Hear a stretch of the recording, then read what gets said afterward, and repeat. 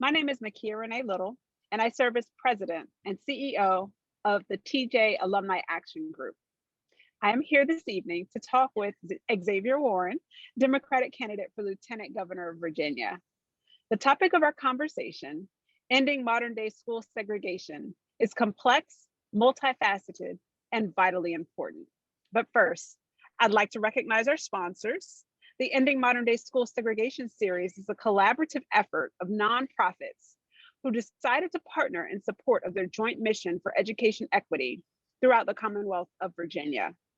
This series is brought to you by anti-racist alumni of Maggie Walker Governor's School, Asian Americans Advancing Justice, AAJC, CASA in Action, Christopher Newport University Center for Education Research and Policy, EduFuturo, Lewis Academy Now, Chesterfield County Branch of the NAACP, Fairfax County Branch of the NAACP, NACASEC Action Fund, the Proudly Diverse Caucus, and TJ Alumni Action Group.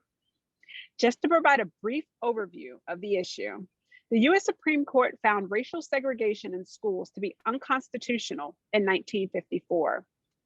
And even while our students learn about the historical struggle of desegregating schools during the civil rights era, here we are, 67 years later, with an education system that both reflects and arguably perpetuates racial inequity. A recent report found that nationally, more than half of school children are in racially concentrated school districts, and that predominantly white public schools receive approximately $23 billion more in annual state and local funding than schools with predominantly non-white student bodies, despite serving about the same number of students. At the state level, Virginia has a deeply troubling history surrounding school segregation. At the height of the civil rights movement, the state was at the forefront of massive resistance, opposing school desegregation, closing schools and even entire districts in order to not racially integrate them, and even creating more than 20 segregation academies, which were private schools that remained white only until they too were found unconstitutional in 1976. Within the classroom, we continue to face profound racial challenges, from racial gaps in education achievement to disciplinary actions disproportionately taken against non-white students, to the unequal impact of the COVID-19 pandemic on students of color. All of these topics are on the table this evening. Let me introduce our guests. Xavier Warren was born in Danville and raised in Pittsylvania County. He attended Hampton University, where he learned the importance of a quality education, graduating with honors and furthering his education with a master's degree from Georgetown University. Upon graduating, Mr. Warren achieved his childhood dream of becoming an NFL sports agent. A resident of Arlington County, Virginia, he is the owner of Congressional Partners, a small business devoted to helping nonprofits secure federal funding for hospitals, schools, local governments, and nonprofits to heal, educate, protect, and employ people. Xavier, thank you so much for joining us this evening. I'm very much looking forward to this conversation. Makia, glad to be here. I want to thank you and TJ Alumni Action Group and the fellow sponsors as well for really taking the lead on this important topic. And I'm so glad to share my views and how we can make Virginia, our education system, a more fair system for all. Thank you so much for that. As I said before, this evening's conversation will be focused on ending modern day school segregation. For those in the audience who may be new to this issue, can you start by giving us a bit of background? For you, what is modern day school segregation? Well, I have to go back, I like to always channel, they say when you go back to our history, if you don't educate yourself and know your history, you are bound to repeat it. And I would say this, I am currently, as stated, I'm Xavier Warren. I am, God willing, your next Lieutenant Governor of Virginia. And I'm currently on my Virginia Promise to a Fresh Start, a statewide bus tour. And the first stop that I took my bus tour was in Prince Edward County to Farmville, Virginia. And I visited the Moton Museum, which was the Moton High School. As you all may know, that's where Barbara Johns orchestrated the strike because their school, construction-wise, was not as equal to the brand new school that was built for their white counterparts. All they wanted was to have equal type of school building and materials as other folks as well. That same movement was picked up by Dorothy Davis, which then was included into, as you all know, the groundbreaking Brown versus Board of Education landmark decision. As stated, that happened actually in April. We just celebrated the anniversary, and it's just happened in April back in the 1950s, and still to this day in 2021, even though the laws are in place, our schools are separate and also unequal as well. And so, we need to have systematic changes that, I tell people, if we really want to close the racial wealth gap, if we really want to uplift folks and bring equity to a system that has disproportionately affected communities of color, then one of the ways we definitely have to do it beyond our justice system, beyond our workforce and economic system, we really have to hit at the forefront our education system. We have to have systematic change in our education system because right now it's unfair and it has been failing our future generation, our Virginians, our sons and daughters and grandchildren, especially people of color. And that's one of the things I want to lead efforts on, really bring in my experience. I stay down from Danville, Pennsylvania County, and I've witnessed firsthand what an economic downturn could do to our communities. When textiles and manufacturing jobs shipped overseas, thousands of folks in Southside Virginia and rural Virginia lost employment. And what followed immediately was the education attainment rate dropped. And, schools did not receive the funding that they needed, and which really put an education gap and inequities into the system. And so that's why, someone that, knows what it's like to come from that system. I'm someone, again, graduated from Hampton University, a historically Black college and university, one of our great minority serving institutions in the Commonwealth of Virginia.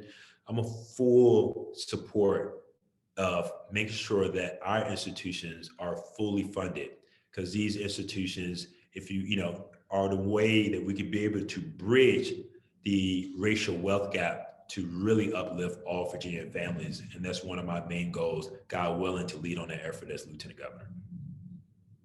Awesome. Thank you so much for that. And I really appreciate you bringing up Farmville, Virginia. That was actually one of the locations of the African American History Education Commission's meetings. And I had learned a whole new history of Virginia that I had never learned as a student, although I attended Fairfax County Public Schools. You are probably familiar with the fact that schools in Farmville, Virginia, literally shut down for 5 years, and parents essentially opted to send their students to private schools to avoid sending them to any integrated institutions. So my question is, how do you feel modern day school segregation intersects with school choice? And is this something you support? Yeah, there's some correlation there. As stated, even in that time, there was the Democrats were in charge. It was a Democratic governor in charge. And when the landmark came through and we had a desegregated school, Prince Edward County actually ended their public school program because they was resistant to having individuals that look like us to learn in the same classrooms. So much so that people of color actually had to travel miles, and some of them even relocated out of state just to get a decent education.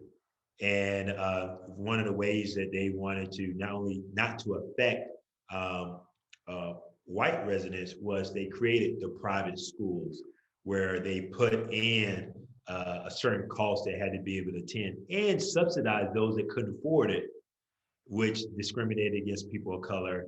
Because again, that was this disdain that they had to not even just to bring equality to the education system. And you really put it out there. 5 years, 5 years. I mean, a lot of parents right now are struggling with the year loss of education right now from COVID-19 to their children. Regardless, COVID, obviously, really hurt on people of color, but everyone felt the effects, regardless of your income statements or financials or your zip codes, etc. When schools shut down, everyone felt the effect. Imagine that was for a year. Imagine 5 years, 5 years. So that's why we have to really have these type of conversations. And that was again, it was over 50 years ago, and our school systems are still the same way. And I tell folks right now, especially when we go on statewide, a lot of the topics we're talking about, we've been fighting for 4 years ago when it was last statewide election, and we've been fighting for 8 years ago. We've been fighting for 50 plus years ago. It hasn't been working. It's an unfair system, and that's why it's time for new leadership and bringing new ideas to the forefront. I'm a firm believer that we have to really, public funds need to go to public schools. We need to be able to really invest in infrastructure. A lot of our schools are dilapidated. They need to have the best and brightest state-of-the-art equipment to really equip our future Virginians and our sons and daughters and our future generations for what's to come, available to meet the challenges of tomorrow. We need to invest heavily in early childhood education. Statistics has shown that the earlier a child is introduced to education, the better outcomes they have. We need to make sure that we pour into the communities of need funding, because as stated, you have all the data. you came with the data. White counterpart schools receive more money than people of color, and this is not only just for books, resources, for support staff, student success officers, etc. I mean, even going back to after school programs. I never forget, growing up, my baseball team and my high school, they had the nice field, right? Nice field. Now, I don't like to pull race or everything, but they had nice field, but the majority of the baseball players were white. And I was on track, and majority of the individuals in track were black. We had to literally stand on the side of the road for begging for a donation just to get track uniforms. So it goes back to really allocating the money where people see in their eyes where the value is. Because I grew up in a household that you make time for what you want to make time for, and you put money towards what you want to put money for. And I'm someone that, I want Virginia to be an inclusive a Commonwealth. I want Virginia to be a place where everyone have a seat at the table and everyone have an equal opportunity to achieve their goals and dreams. Because again, I've went to and graduated from my public schools, and coming from an area that had, lack of financial opportunities, I had to go hundreds of thousands of dollars in student loan debt just to get to a point in life that I felt that I maybe I have an equal chance to achieving my dream or to really be able to build a life for myself and my family. But it's an unfair system, and we need to have change.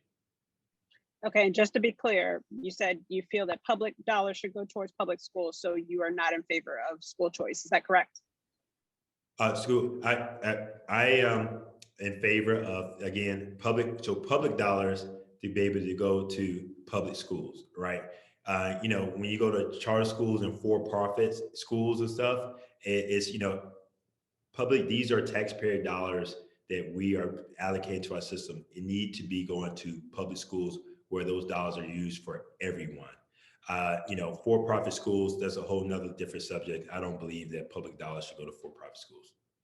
Okay, thank you so much for that clarification. And yes, we, especially TJ alum, we do our research, as do our partners. And your campaign's primary focus is jobs.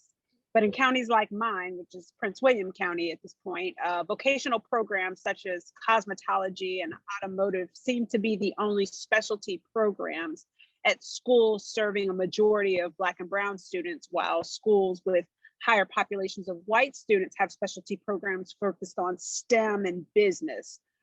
Although all of these industries are noble professions, there's a significant economic difference in the potential pursuit of each of these career tracks. So if elected Lieutenant Governor, what steps would you take to address this disparity? Yep. So as stated, my focus is on jobs, focus on building a inclusive, equitable economy, and really focus on helping every Virginian to get a job with a livable wage and focus on economic empowerment. With that umbrella, what follows is healthcare and, most importantly, education. And I'm glad that you brought this subject up. So with education, right, we have to be able to train individuals to get in jobs with livable wages. And one of the things I've done, especially with my company, we work with the Department of Education and other federal agencies to secure millions of dollars for what we call career guided pathways. And this is something I want to be able to see done in Virginia. What career guided pathways is where we literally strengthen the K through 12 institutions, K through 12 public schools, with our 23 community colleges and our minority serving institutions, strengthen their partnerships. Then we build and cultivate relationships with the business community, say, hey, what are the high wage jobs out there that we need? We have fillable needs right now. And say, for example, 𝐬𝐿, say there are 4 jobs out there and they all pay different rates. What we then do with the partnership with our K through 12 and our 23 community colleges and our minority serving institutions, we then say to individuals that are graduating high school and individuals, adult learners that want to be retrained, hey, these are the jobs right now. We have guaranteed jobs that are waiting for you. These jobs pay X amount of dollars. This one only requires a high school diploma. This one only requires an associate degree.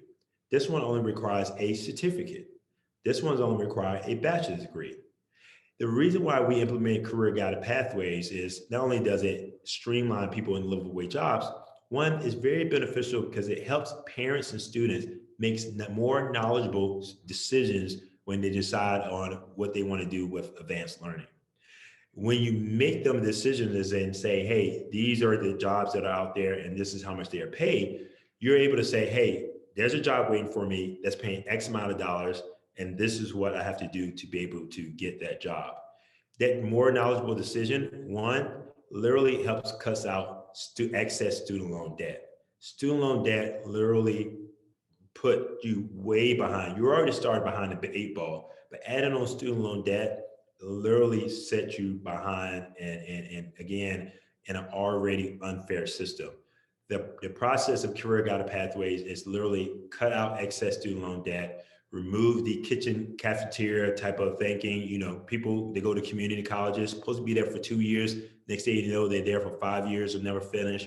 They go to a 4-year school, supposed to be there 4 years. They be there for 6 years or never finish. It streamlined the process that, again, it makes them more knowledgeable, and 2, it cuts out excess student loan debt. That's the benefits for the parents and the student, but also adult learners as well. It's also beneficial for businesses because it creates a steady pipeline of skilled workers to be able to fill the job needs, and it helps attract other businesses as well. So that's what I want to be able to focus as Lieutenant Governor, as someone, you know, the Lieutenant Governor, beyond presiding over the Senate and performing any tie-breaking vote, the Lieutenant Governor actually serves on business committees that focus on generating economic development, advancing entrepreneurship, and creating jobs, job creation.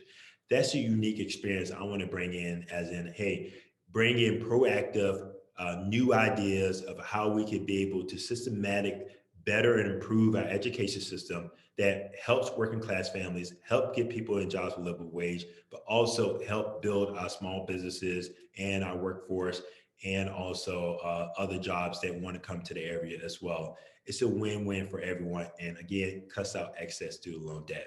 So that's one of the focus I want to be able to have, as in how we can be able to make that transition through career guide pathways. I really appreciate the connections you've made between our education system and our economy. I want to shift a little bit now and talk about our diversity and leadership, right? So schools with higher Black student suspension rates are more likely to have lower percentages of Black teachers. And according to 2019 data, Virginia's teacher population is approximately 82% white, although approximately 52% of Virginia's students are minorities. How can we do a better job of hiring more diverse teachers in Virginia's classrooms? Yep. Again, one, you got to meet them where they are. That's why I fully support, we need to fully fund our HBCUs and our minority serving institutions. Here's why. We have some great institutions here in Virginia, as in Hampton University, Norfolk State University, also Virginia State University, Virginia Union, and more. These institutions, and you think about Marymount, our only Hispanic serving institution that we have in Virginia. They produce, again, people of color in our healthcare field, and our educators as well, and our legal professionals, engineers. I mean, they are able to really produce the expert professionals we need to have in these positions. And as stated, I mean, there are studies that show there's better outcomes when you have individuals and professionals that can relate to you and connect with you and look like you in the classroom, in the hospital, and other sectors as well. So one, we need to really pour in and make investments intentionally to be able to get these professionals so we could be able to get them into the classroom. But most importantly, one of the things that I've done is, again, I worked with the Department of Education and have secured millions of dollars for, HBCUs, minority serving institutions, as in providing scholarships and teaching them about STEM. Teaching them about, the abilities. I mean, STEM and these tech jobs are the future. I used to always tell people, Virginia used to be known for health, textiles, tobacco, and also used to be known for agriculture. I want Virginia to be known for technology, healthcare innovation, and clean energy jobs. That's why STEM is very important, as in bringing in these individuals and teaching them this actual curricula to be able to prepare them for these jobs. And that's why I fully support Pell eligible students, again, in our free education at our community colleges. And so we have to be able to go out there and actively get and recruit these individuals to become teachers to educate the future generation. One thing I want to add to this conversation is that, I had a conversation with Amazon. You use Prince William County as an example. And Amazon is up here in Arlington and building a huge, the HQ2 here. It's going to bring a lot of tech jobs to Virginia, and they're going to make a lot of money. So I had a conversation with them, and I specifically asked, how are we going to meet the workforce development need? How are we going to train these folks to get into these positions? And they responded, and I'm really thankful they responded. They responded like, well, we have partnerships with Virginia Tech and and essentially these PWIs, I said, to get these jobs. And I was like, well, what about our minority serving institutions? What about our HBCUs? What about, again, Marymount, Hampton and stuff? I said, it's crucial, again, making sure that everyone have a seat at the table and have equal opportunity. That's the forethought that I want to have, and I want to lead those efforts, that when companies come here, as in how we can make this an equitable, fair system for all, that we not only hold these companies accountable, but we make sure that everyone, every institution, especially, again, minority serving institution, have a seat at the table. And God willing, as Lieutenant Governor, we need to make sure that they have relationships with our HBCUs beyond outside of these PWIs, to make sure that our folks have an opportunity to even learn about. We only know, one thing I learned from someone to come from a country. I was a country boy with big dreams. So I came from a rural area and I made it in business, an entrepreneur, and live in Arlington now. My journey to becoming a businessman, I learned that the difference between the have and the have-nots, 𝐬𝐿𝐴, is those who know and those who don't know. And you only know what someone willing to take time to sit down and show you or teach you or educate you. I want to make sure that and lead that effort that we have an opportunity to bring a more just system to our education. Well, as an HBCU alumna myself, I really appreciate that answer, and apologies for the airplane, and the inclusiveness of HBCUs in your conversations. Shifting once again, according to 2019 Virginia Department of Education data, students with disabilities, which include deaf, hard of hearing, and neurodiverse students, have the lowest of enrollment in advanced placement classes, graduating with advanced diplomas and attending college upon high school graduation. How would you propose supporting these students to help maximize their potential? Yeah, there's a lot of great data out there. I don't know if you're aware of the recent report I read about the disproportionately of like PWI schools that bring in and accept through enrollment people of color in there, they're comparable to HBCUs, which shows that PWIs are underperforming and actively bringing them in there. And also, you just stated, I mean, there's great data out there with people with disability. I always think about this, right? People with disability, it can mean many things, right? It could be physical, it could be mental, it could be behavioral. These individuals could be women, it could be veteran, etc. What we have to do, these are individuals that are just like you and I. I am friends with so many people that would be labeled as people with disability that are huge contributors to the workforce. These individuals are entrepreneurs. And again, they don't have, just like people of color, they don't have an equal opportunity to be able to succeed. We automatically funnel them a certain field or a certain way, and I think that is wrong. I think everyone should have a seat at the table, regardless of people with disability. It doesn't matter if your sexuality, your religion, your financial status, your zip code. I'm a firm believer that we have to really pour in and make sure that everyone has an equal opportunity to succeed with what they want to do in life. I'm someone, I'm blessed, 𝐬𝐿𝐴, that I can actually say I achieved my childhood dream. I achieved my childhood dream of becoming an NFL sports agent. But I never forget the perseverance, the lonely nights that I had to take to get there. And also, I remember my mother and father used to always say, Xavier, never forget where you come from. And I knew other people that didn't even have a equal. I had to fight and had to really go through a lot of stuff and take a lot of risk.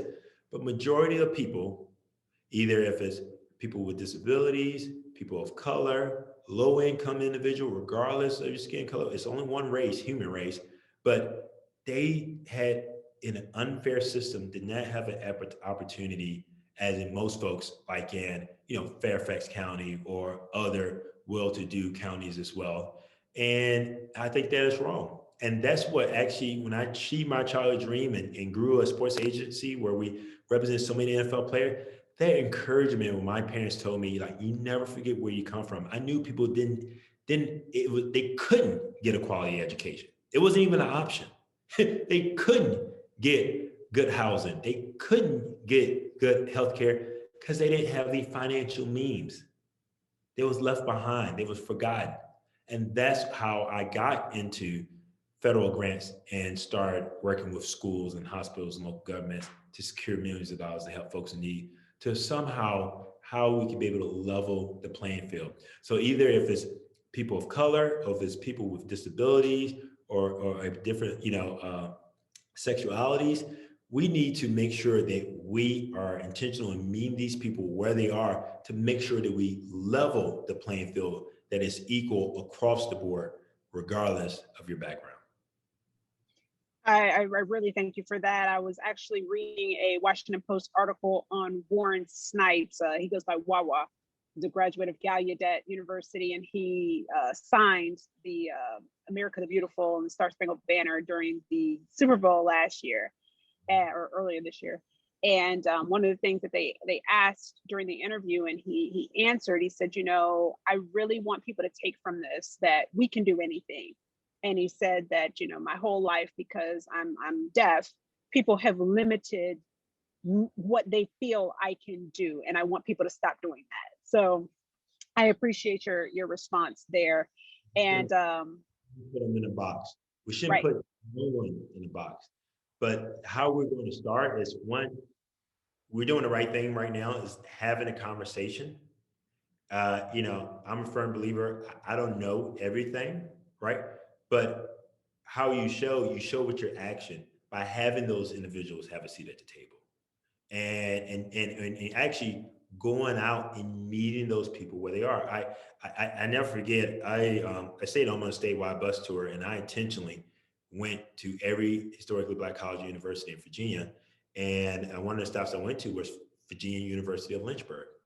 And the president there said, you know, the 30 years I've been here, I never have a statewide person ever come step foot on this campus. And how that made her feel that I'm just a candidate, by God willing, but I actually showed up and said, you know, I see you, I'm with you, and we need to support you all. You know, obviously we know what happened with St. Paul College that ended up closing, but we shouldn't be there for folks when they have budget constraints, they're back up against the wall, and they have the potential to be lost. We need to help folks now. We need to be proactive. And that's the, you know, again, that's the lieutenant governor. I will be and I'll always be in my entire life. Again, that's how I was raised. You never forget where you come from. Thank you. So I'm gonna try to wrap this up soon. The one question that I do have before getting to the final question, one of the purposes, of teachers teaching students history is to ensure that they're learning from past events to improve society in the future. Would you encourage educators to lead conversations with their students around race and school segregation, especially in the height of this kind of divisive rhetoric surrounding critical race theory and other kind of social racial topics in our country? Absolutely. As long as all we do, it need to be in our classrooms. My first time, and I say this, and I keep it short, I didn't know what an HBCU meant.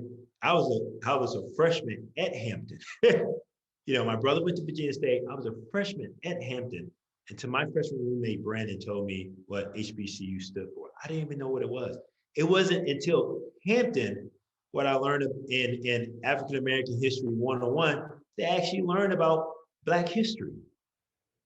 And, you know, we see the outcomes that, you know, when you are empowered and you know where you come from, and you know the perseverance and who you are, it really does something to you mentally and spiritually. It's something that should be taught in our K through 12 schools to really bridge and bring civility across the board. So absolutely. Thank you. I had a similar experience at FAMU, so yes. You're a rattler. I am. I appreciate that. All right, final question. Thinking in terms of immediate actions, let's say you're elected in November and take office in January 2022. What are the first 2 or 3 education-related policy initiatives that you'd immediately begin working toward implementing? Yeah. So one, first of all, we have to win the Democratic primary first. So early voting is going on right now. I have to put that out there. Early voting is going on right now, and the Democratic primary is June 8th. So God willing, I'm your lieutenant governor. Those of you who are watching, I want your vote to move Virginia from the old way to bring in new leadership, to bring in new ideas, and to bring in a fresh start to everyone in Virginia, but most importantly to our educators and our students and to the system as well. One of the first things I could do, especially, if supportive of the governor, whoever the governor is that we have to make immediate investments in broadband internet. I'll say this, someone coming from a rural area, we've been promised broadband internet for years, and it has never happened. Now look where we are now. Our students, our teachers, our schools have suffered a digital divide. Not only is this an education problem, it's a small business problem, it's an economic problem, it's a healthcare problem. We need to immediately focus on investing in broadband internet access to be able to help our schools and our students. That's one. Two, fully fund our historically Black colleges and universities and also our Hispanic serving institution. We need to help them now. They've been hurt tremendously. They do not have the $1 billion endowments as other counterparts of PWIs, right? They do not have the resources as the other counterparts. We need to make sure that we fully fund them to those levels to be able to not only help those institutions, you're helping out our future Black and Brown and Hispanic and Latino educators, healthcare workers, legal professions, engineers, our future. And Caucasian people go to HBCUs as well. These are our future. So that's two. Three, we need to start making a move and improving the infrastructure of our actual schools. We need to make sure that we build new schools across the entire Commonwealth that's equipped with the state-of-the-art equipment for the new high-wage jobs. Again, Virginia used to be known for textiles, for tobacco, and for agriculture. I want Virginia to be known for technology, healthcare innovation, and also clean energy jobs. These are the next wave. That's the future. These are high-wage jobs that not only would support our coastal institutions and our HBCUs, and we don't change what we're doing on climate change right now. Hampton University, 99 years, is going to be below water. Not only would it cut down greenhouse gases, one, it's going to produce good, high-paying, and also union jobs and bring billions to the state government. But we have to have the workforce to have those jobs here. Currently, we're falling behind New York and New Jersey. I want us to be the national leader. And so what we need to do, we have to have skilled workers to be able to have it. That's why it's important you have the institutions, the K through 12 schools that are equipped to produce these skilled workers. Those are the three main topics. Immediately, we have to start at some point, immediately, that we have to work on if we're going to compete for tomorrow's future. And I want Virginia to be the leader. Thank you, Xavier. This has been the most insightful conversation. I really appreciate your highlighting our rural areas of Virginia and the educational resources and infrastructure that would be needed to lift all boats, as they say. Thank you again for taking time to join us for this conversation. As we stated from the beginning, we feel this is very important. And as you want Virginia to lead in certain areas, we definitely want Virginia to lead in reversing the impact of massive resistance. So thank you again. Well, I definitely want to say this, 𝐬𝐿𝐫, I really appreciate the time here.